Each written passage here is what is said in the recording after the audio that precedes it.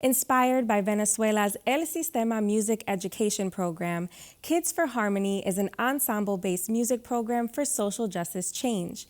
This free, intensive classical music program currently serves over 60 elementary to high school age students in Pittsfield and North Adams.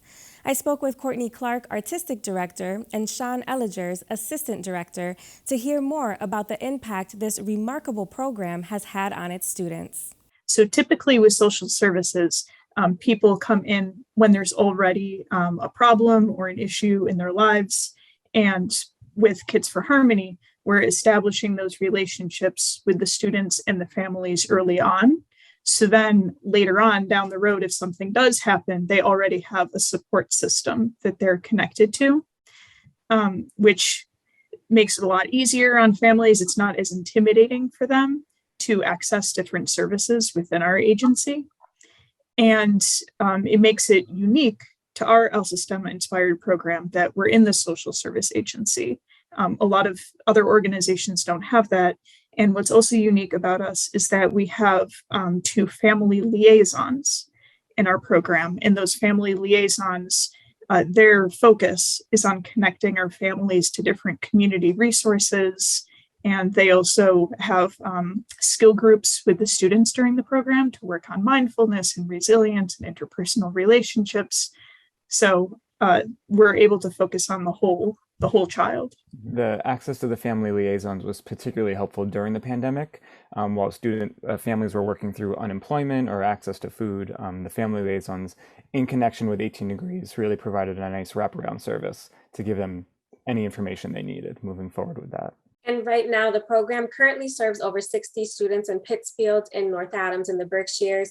How have you both witnessed this art form impact the children? And how have you also witnessed this art form in music impact social change? I think every day I witness something really nice happening with our students.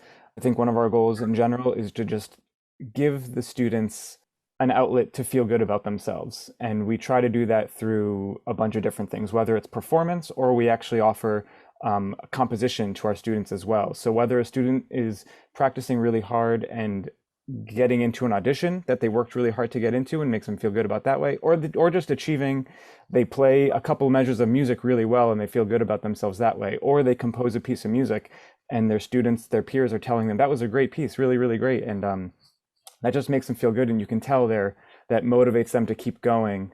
I don't know. That's the change that I see every day, and it's really, really rewarding. I can imagine the confidence boost that being part of this program gives the students. I've also seen a change in the families as well, because they get to see their kids perform, and it just gives them hope, and it lets them celebrate their kids.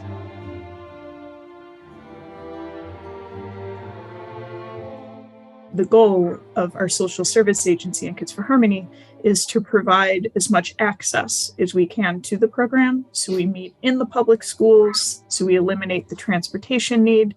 Everything is at no cost.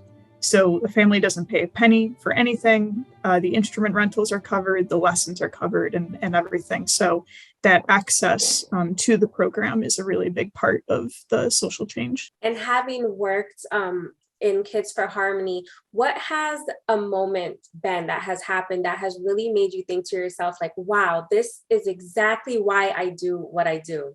We have a lot of students when they get a little bit older, they audition for summer music festivals. And one of those is the Yola National Festival out in Los Angeles. And if they're able to get into this festival, then it's an all expenses paid flight out there, all the room and board and everything. And they practice music intensively all day. And they get to connect with other kids from other El Sistema inspired programs and other teachers. And there's a lot of the teachers also go out for a music educator symposium. And so we get to see all of our students get together and perform together. And the kids are just so excited by that opportunity. And those big opportunities like that are what make the everyday little things worth it. I run the composition program, so I'm really close with the kids as they work on constructing their own pieces. And recently, one of our students, Davis, was asked to write a full symphony which he did, and we printed out the score to give to him. He had to make some edits, and just handing him the printed out score, he was like running around celebrating, like, it's here, it's ready. And he's just over the moon, and he's so excited, and that's just I don't know, it's just so exciting to see. Talking about like writing a full symphony, like this is some high level musical excellence and success that the children achieved during Kids for Harmony. I know, Courtney, you were talking about the Los Angeles trip. Tell me more about some of the amazing opportunities that have come about for the students that have been part of this program. We have a lot of opportunities that range from smaller things in the community to bigger things like the trip to Los Angeles. We performed for a lot of different community events, so the kids can get connected to the community that way. There's also, through that YOLA National Festival I was talking about, they have a more intensive program where we had a student able to travel to Scotland and London before the pandemic happened to connect with other musicians more on a global scale. And we've also been very lucky to perform with world-renowned pianist Emanuel Ax at our gala concert for the past several years.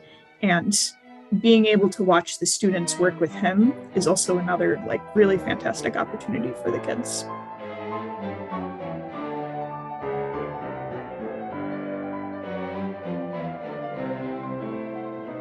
Now, as artistic director and assistant director, what are some of the things that the kids have taught you about yourselves during Kids for Harmony? Patience, for sure. And just creativity. And it's, as the kids get older, it's just developing that relationship with them is really, really nice. And just being able to talk with them, not just about music, but about other things in their lives too. And just building that relationship and feeling like you're a mentor to them is really nice. It really makes the work very valuable. On a very practical level, I'm actually not a string player, I'm a trumpet player.